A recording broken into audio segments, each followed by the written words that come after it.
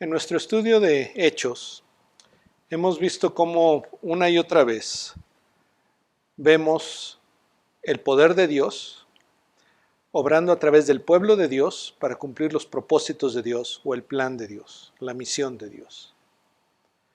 Hace una semana veíamos cómo en Jerusalén empieza a haber problemas. Conforme la iglesia va creciendo, se desata una persecución. Se inicia con la muerte de Esteban y después muchos de los cristianos que vivían en Jerusalén se dispersan por el imperio, específicamente en las áreas de Judea y de Samaria. Y hoy vamos a ver cómo continúa esta historia, pero conforme lo hacemos, quiero invitarte a que te enfoques en las manifestaciones del poder de Dios en esta historia y considerar que aunque parecería estúpido pensar que podemos manipular a Dios, sin embargo, lo intentamos. ¿A qué me refiero con esto? A que muchas veces nosotros pensamos que hay maneras en que nosotros podemos forzar a Dios a actuar de cierta manera hacia nosotros. Pensamos que de alguna manera ciertos objetos van a causar que la presencia de Dios esté cercana a nosotros o que le dé un toque especial, una bendición especial a lo que haya cerca de ese objeto. A veces tiene que ver con nuestra conducta. Buscamos portarnos bien, pensando que de esa manera Dios va a tener que bendecirnos. O evitamos portarnos mal para que Dios no nos castigue.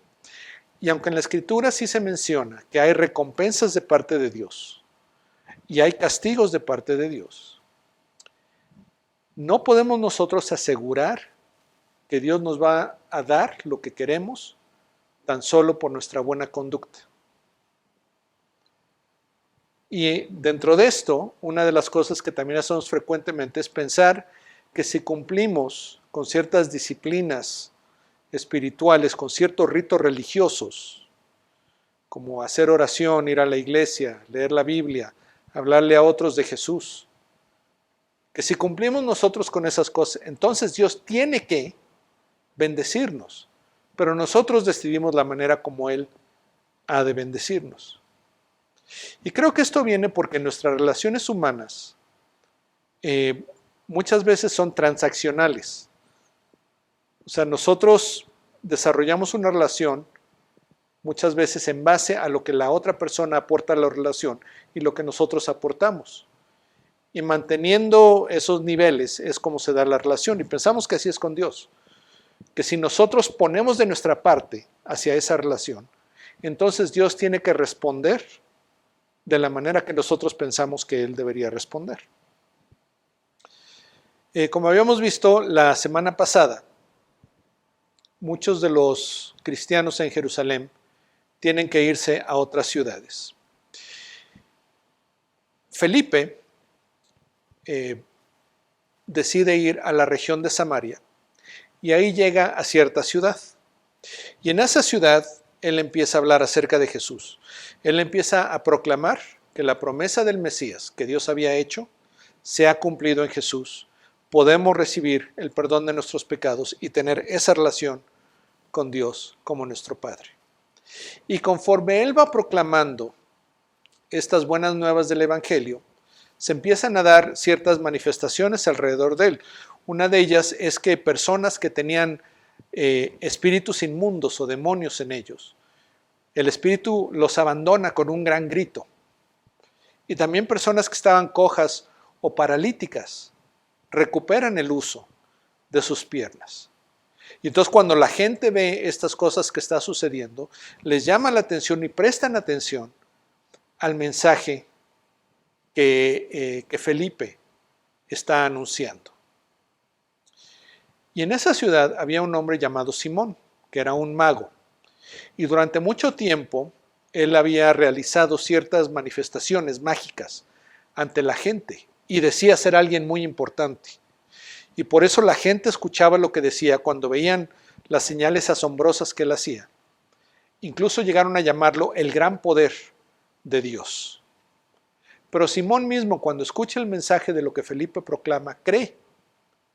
Y como muchos otros que estaban ahí, se bautiza, hombres y mujeres. Se identifican con Jesús en el bautismo.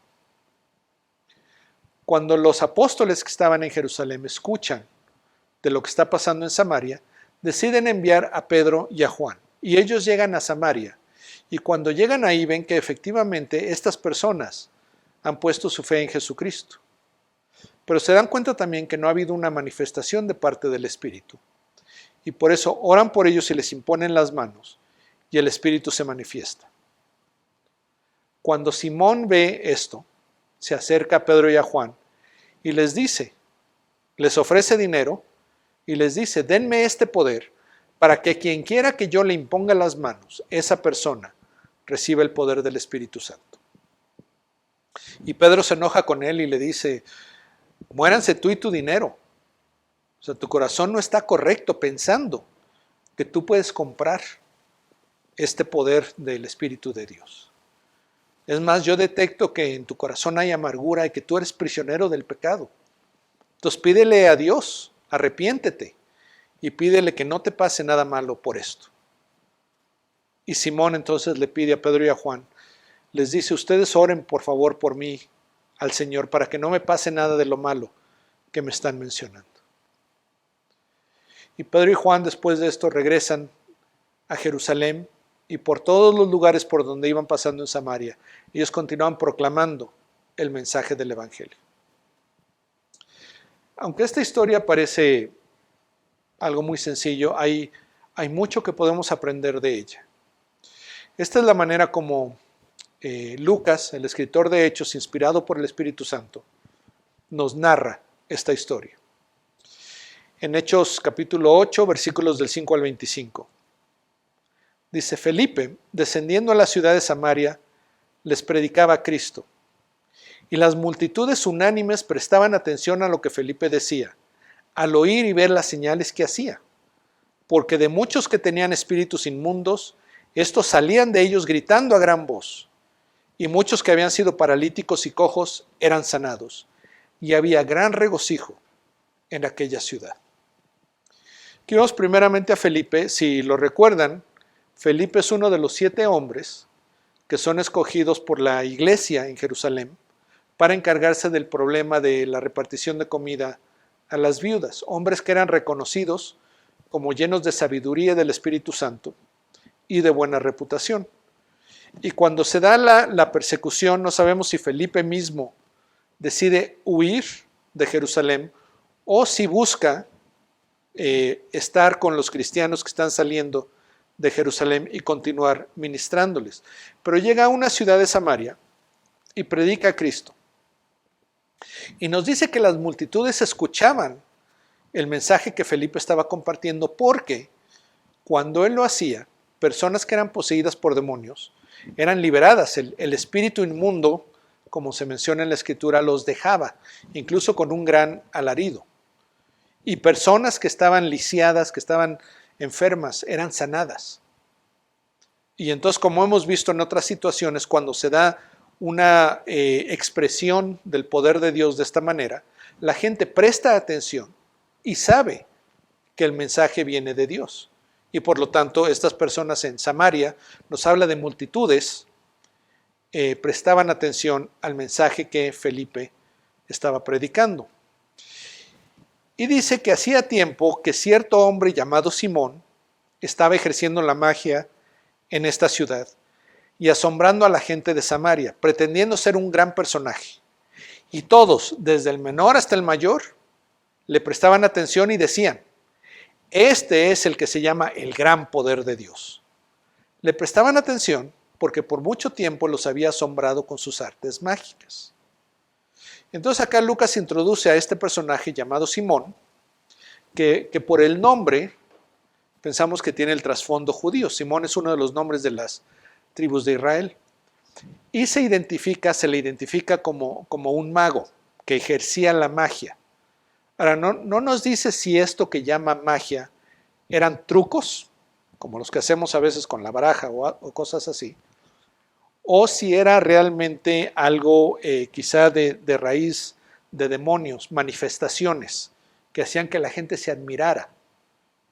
A tal punto que dice que le llamaban a él el gran poder de Dios, era su apodo, su título, porque decían, wow, este hombre tiene algo. Y él mismo nos dice que se decía ser un gran personaje. Él se aseguraba de que la gente supiera que él tenía un poder especial, que era mejor que ellos. Y por eso le prestaban atención a él. Dice que esto lo había hecho por mucho tiempo. Pues dice, pero cuando creyeron a Felipe, cuando las personas samaritanas creen a Felipe, que anunciaba las buenas nuevas del reino de Dios y el nombre de Cristo Jesús, se bautizaban, tanto hombres como mujeres. Y aún Simón mismo creyó, y después de bautizarse, continuó con Felipe, y estaba atónito al ver las señales y los grandes milagros que se hacían. Entonces esta gente de Samaria escucha el mensaje de Felipe, reciben las buenas nuevas del reino de Dios, que ellos tienen acceso a Dios en el nombre de Cristo Jesús. Entonces creen y se bautizan. Y el bautismo es una ceremonia de identificarse, de dar testimonio de que ha habido un cambio significativo en sus vidas. Y es lo que hacen ellos. Y nos dice que Simón mismo cree y se bautiza. Y empieza a seguir a Felipe. Y nos dice que se quedaba atónito al ver las señales y los grandes milagros que se hacían. Y recuerden que él había manifestado poder. Ahora, obviamente, si eran trucos, cuando veía lo que se estaba dando alrededor de Felipe, pues, obviamente se maravillaba porque no podía encontrar la explicación, pero aún si eran manifestaciones sobrenaturales, vamos a llamarles, lo que estaba pasando con Felipe iba mucho más allá de cualquier cosa que él había experimentado. Cuando los apóstoles que estaban en Jerusalén oyeron que Samaria había recibido la palabra de Dios, les enviaron a Pedro y a Juan. Aquí es bueno recordar un poco quiénes son estos samaritanos y cuál es el área de Samaria. Muchos siglos antes, Israel, el pueblo de Dios, había sido un gran reino. Tuvo al rey Saúl, después el rey David, alcanza su máximo esplendor con el rey Salomón. Pero cuando Salomón muere, hay una gran disputa por el reino entre sus hijos. Y el reino se divide. Y alrededor de Jerusalén, que es el territorio de la tribu de Judá, y uniéndose con el territorio de la tribu de Benjamín, se forma el reino del sur, que es conocido como Judá. Y las 10 tribus que van hacia el norte se unen y forman el reino del norte, que es conocido como Israel. Pero estos dos reinos van a dejar de existir cuando otras naciones vienen y los conquistan. Pero en la región del sur, lo que había sido el reino de Judá, se mantienen más o menos fieles a su identidad y sus costumbres como judías. En las tribus del norte se mezclan con estas personas que vienen, con los ejércitos conquistadores que llegan a establecerse ahí. Y por eso los judíos, cuando pensaban en los samaritanos, los veían como traidores, como gente que había escogido aliarse o unirse a otros grupos étnicos, a otras religiones, aunque guardaban todavía parte del ser judíos. Entonces eran como una raza mixta, pero eran considerados impuros por los judíos. Y el escuchar que en Samaria habían recibido este mensaje, probablemente eso sorprendió a algunos en la iglesia de Jerusalén, porque recuerden que ellos continuaban viéndose como el pueblo de Dios, el mismo pueblo de Dios que había sido liberado por Moisés de Egipto. Ellos no se veían como una iglesia nueva, separada de lo que eran las prácticas judías. Y entonces el pensar que los samaritanos estaban participando de la misma experiencia que ellos, probablemente le llamó la atención a la iglesia y a los apóstoles a tal grado que deciden enviar a Pedro y a Juan a que vean qué es lo que está pasando. Y nos dice que cuando llegan a esta ciudad en Samaria, oraron por los creyentes, por los cristianos que estaban ahí, para que recibieran el Espíritu Santo, porque todavía no había descendido el Espíritu Santo sobre ninguno de ellos, solo habían sido bautizados en el nombre del Señor Jesús. Entonces Pedro y Juan les imponían las manos y recibían el Espíritu Santo. Aquí tenemos que tener un poco de cuidado, porque lo que dice es algo muy específico y sencillo, ¿ok? Nos está diciendo básicamente que Pedro y Juan llegan a este grupo de cristianos, de personas que han creído en Jesús, se han bautizado en el nombre de Jesús. Pero cuando los ven, ellos se dan cuenta de que no ha habido una manifestación del Espíritu Santo en ellos. Por lo tanto, oran y nos dice que les imponen las manos y reciben el Espíritu Santo. Y hay una manifestación visible. Después nos dice que Simón ve algo que sucede, que le impacta mucho. Recordemos que en el día de Pentecostés, los apóstoles, 11 de los cuales habían sido escogidos por Jesús, el 12º Matías, Dios lo escoge, lo asigna, ahí en el primer capítulo de Hechos, para que sean los 12 apóstoles. Ellos, los seguidores de Jesús, el día de Pentecostés están en el lugar donde se reunían, orando cuando hay una manifestación del Espíritu Santo sobre ellos. Y es cuando se oye este ruido como de un viento fuerte, hay como llamas de fuego sobre sus cabezas y empiezan a hablar en otros idiomas. Y vamos a ver otras instancias donde hay una manifestación visible del poder del Espíritu Santo. De lo que debemos tener cuidado es de no debemos pensar que una persona puede poner su fe en Jesús para recibir el perdón de sus pecados, para ser hecho hijo de Dios, bautizarse en el nombre del Padre, del Hijo y del Espíritu Santo, como Jesús ordenó a sus discípulos, pero que algo le falta. Y entonces tiene que haber otra experiencia en la cual reciba el Espíritu Santo, que ha estado como que esperando ahí para poder participar de la vida de esta persona. En la Escritura se usa la expresión sellados con el Espíritu Santo para hablar de la conversión de una persona. Cuando una persona pone su fe en Jesús, es sellado con el Espíritu Santo. En Jesús la plenitud de Dios está con el creyente. No le falta nada. Entonces, no malinterpretemos lo que está comentando acá, lo que nos está describiendo el escritor de Hechos, como que hay ciertas cosas que deben darse antes de que uno pueda ser considerado un cristiano completo. En el momento que nosotros creemos en Jesús, le entregamos nuestra vida en fe, en ese momento somos plenamente hijos de Dios, no nos falta nada. Que Dios va a estar desarrollándonos y llevando a cabo su obra de santificación en nuestras vidas es otra situación.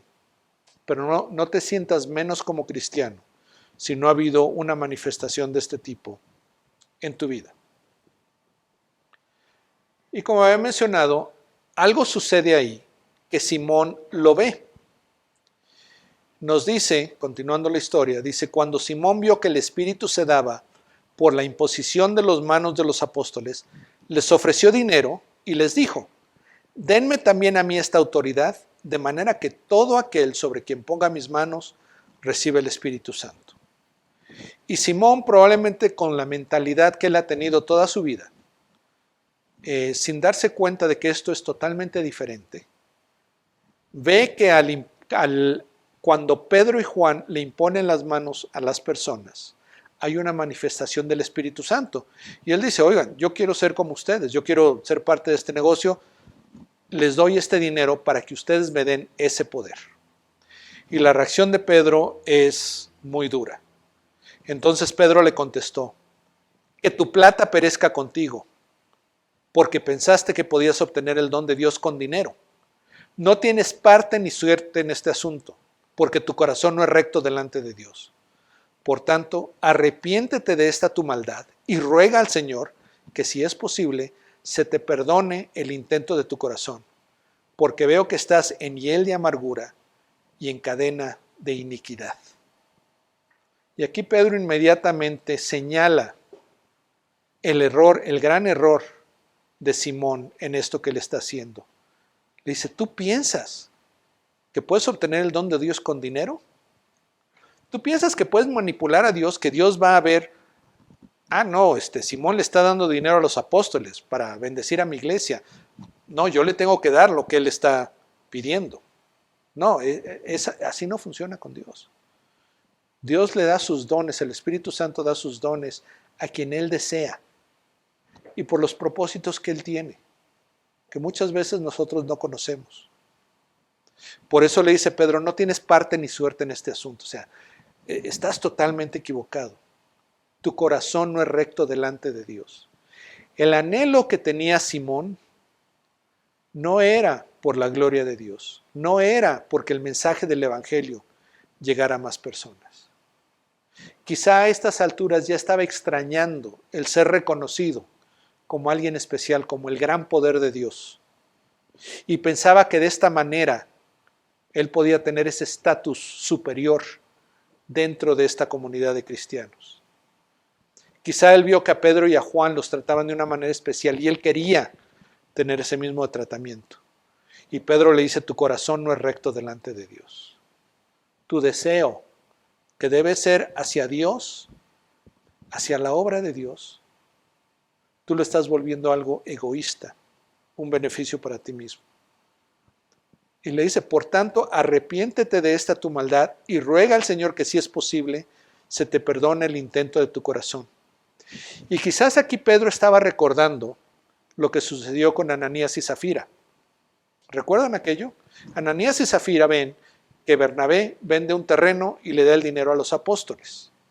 Y entonces ellos dicen, pues nosotros también. ¿Por qué? Porque era algo reconocido, era algo agradecido. Y entonces ellos lo hacen, pero con la intención equivocada y de la manera equivocada. Y cuando Pedro, por revelación del Espíritu Santo, se da cuenta de esto y se los hace ver, primero Ananías y luego Zafira, mueren en ese momento. ¿Por qué Dios no actúa de esa manera acá? No lo sabemos. Pero Pedro le dice a Simón, arrepiéntete y ruega al Señor que se te perdone el intento de tu corazón. Y va más profundo de esto. Pedro le dice, veo que estás en hiel de amargura y en cadena de iniquidad. Y básicamente está señalando, esta actitud que tú tienes en tu corazón viene de mucho atrás. Tú tienes amargura. No estás satisfecho. Sientes que falta algo. No te validas. Y quieres obtener esa validación, ese reconocimiento por maneras que no son correctas. Dice, y además estás en cadena de iniquidad. Tu pecado te tiene prisionero. Y entonces Simón responde, rueguen ustedes al Señor por mí, para que no me sobrevenga nada de lo que han dicho. Simón le pide a Pedro y a Juan que sean ellos los que le piden al Señor que no le pase esto que está entendiendo de lo que le dice Pedro. Y ahí Lucas termina esta parte de la historia y después hace como un resumen de lo que pasó en Samaria. Dice, y ellos, Pedro y Juan, después de haber testificado solemnemente y hablado la palabra del Señor, iniciaron el regreso a Jerusalén, anunciando el Evangelio en muchas aldeas de los samaritanos. Entonces Pedro y Juan anuncian la palabra del Señor, testifican, dan testimonio de lo que ha pasado en sus vidas, de que esto es real, ministran ahí a los samaritanos y después regresan a Jerusalén. Y los lugares por donde pasaban, las ciudades de los samaritanos, los pueblos de los samaritanos, ahí también predicaban la palabra del Señor. Y en esta historia hay tres personajes que me gustaría que viéramos y viéramos cómo el poder de Dios se manifiesta en ellos. Primeramente está Felipe. Y a mí me gusta decir que Felipe y Esteban fueron compañeros de generación. Se graduaron el mismo día. Como habíamos mencionado, son escogidos. En la iglesia es parte de los 7 hombres que son escogidos para atender una necesidad de la iglesia. Y son escogidos porque se les reconoce como hombres llenos de sabiduría del Espíritu Santo y de buena reputación. Pero lo que sucede con ellos, el plan de Dios para Esteban es muy diferente al plan de Dios para Felipe.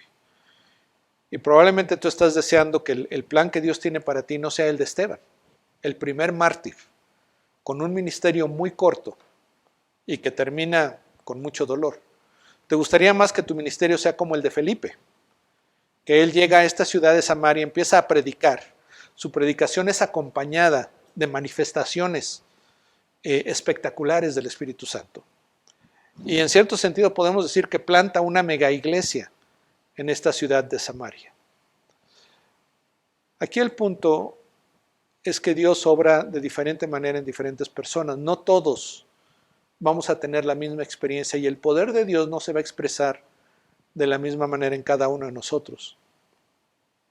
Pero podemos descansar y tener la seguridad de que Dios obra en nosotros. Ya sea que mueras como Esteban, de que participes de eventos tan asombrosos como los que participó Felipe, lo que sea que el Señor te dé, su poder es el mismo.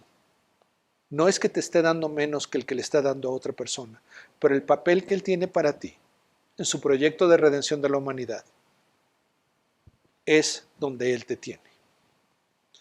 Vemos también a los apóstoles y se ha ido desarrollando un tema aquí en Hechos, donde los apóstoles tienen la responsabilidad no solo del crecimiento de la iglesia, sino de su bienestar. Cuando Pedro y Juan llegan a Samaria y ven lo que está pasando, ellos afirman la obra de Dios ahí. Y por eso oran por los creyentes que haya la manifestación del Espíritu Santo, mismo para beneficio de ellos y para testimonio de los que estaban alrededor de ellos. Pero cuando Simón tiene esta idea incorrecta, la cortan de raíz. Pedro no va a dejar que esto vaya más allá, no va a dejar que se dañe la salud espiritual de la iglesia en Samaria. Y por eso detiene a Simón de ir más allá con estas ideas que tiene.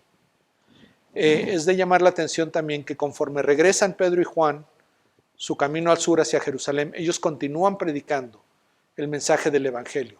Esto va a ser el resto de sus vidas. Ellos van a continuar hablando de Jesús y van a continuar proclamando a las personas que pueden encontrar la redención, la salvación en la obra de Jesús. Y probablemente el individuo que más te llamó la atención es Simón el mago. Y hay muchas preguntas alrededor de este individuo. ¿Qué significa que era mago? ¿Qué era lo que hacía? ¿Era verdaderamente creyente o no era creyente? Como algo interesante te menciono que en la tradición de la iglesia, a él se le considera como una persona mala. Justino Mártir decía que él fue el primer hereje en la iglesia. No lo sabemos. En la Escritura solamente se le menciona aquí. Y lo que vemos es lo siguiente, que él tuvo una actitud de pensar que él podía tomar control sobre lo que Dios estaba haciendo. Él podía de alguna manera tomar el poder de Dios y usarlo para sus fines. Pensando quizá que estaba alineado con los fines de Dios, no sabemos. Pero como Pedro se lo señala, su corazón estaba equivocado en esto. Independientemente de lo que haya pasado con Simón, que Felipe no nos cuenta en qué termina ese asunto, independientemente de si estaba bien o mal, de si era mago o no era mago, lo que haya pasado después, creo que hay aquí una lección muy poderosa y es la siguiente. Cuando nosotros consideramos a Dios, no cometamos el error de pensar que podemos causar la respuesta que nosotros queremos de parte de Él. No pensemos que por hacer las cosas de cierta manera, por realizar ciertas actividades o ciertos ritos, por lo que consideramos nuestra buena conducta, eso obliga a Dios a que nos bendiga y que nos bendiga en los términos en que nosotros queremos ser bendecidos.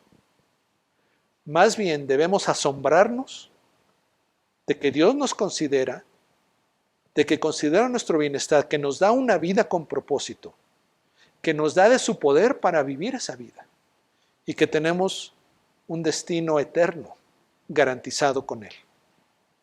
No cometamos el error de tratar de tomar control de la situación y más bien descansemos en saber que Dios es el Señor y está en control. Esta semana te invito a que vivas en la paz de saber que Dios es el Señor. Que tengas la confianza de saber que todo lo que Dios se ha propuesto, lo cumplirá. Dentro de eso está tu salvación, tu santificación, la vida que Él tiene para ti y la vida eterna con Él en el cielo. Pongámonos en fe en sus manos. Señor Dios, a través de tu Espíritu, danos esa paz que viene de saber que tú eres Dios, que nos amas y tus deseos son para nuestro bienestar. Quizá no como nosotros nos lo imaginamos, pero tú estás obrando para que lleguemos a ser exactamente quien tú quieres que seamos. Y más allá de eso, a llevarnos a vivir disfrutando nuestra relación contigo por toda la eternidad. Que eso sea nuestra esperanza y nuestra paz. Amén.